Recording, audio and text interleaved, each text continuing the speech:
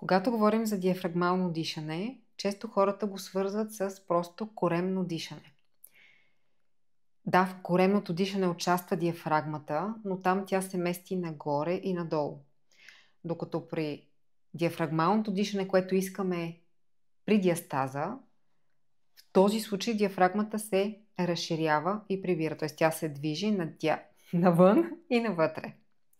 Сега ще ви покажа разликата. Коремното дишане, знаете, просто дишвайки изпълваме корема, докато при диафрагмалното дишане, което ни трябва за диастаза,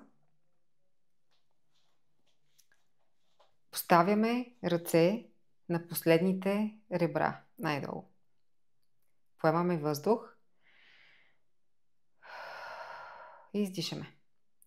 Като следим да не повдигаме нагоре раменете, защото по този начин ще дишаме с ключиците, а не с диафрагмата.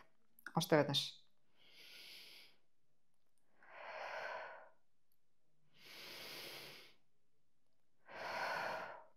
Базово упражнение при диастаза с диафрагмено дишане е следното. Вдишваме, издишваме и издишвайки стягаме корема. Но не просто стягаме корема, а опитваме да залепим пъпа за гърба, плюс придърпваме нагоре тазовото дъно. Т.е. получава се следното.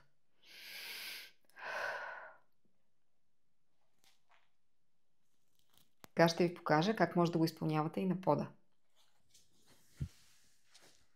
Лягаме удобно на пода, вдишваме, издишваме. След което поставяме отново ръце на последните ребра, докато свикнем с начина, по който се диша диафрагмално. И започваме.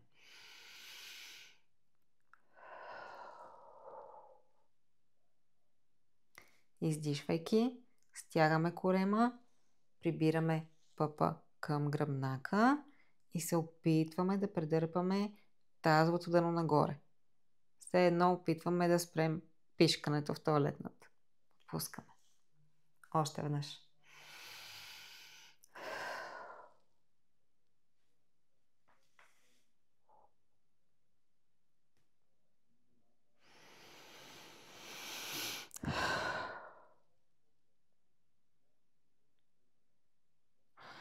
Опитвайте в началото да го правите с огледало, за да може да виждате движението на корема, докато свикнете.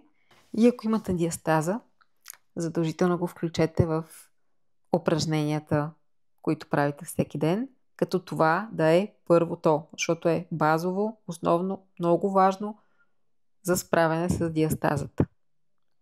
Ако искате идеи за упражнения при диастаза, може да видите в канала ми.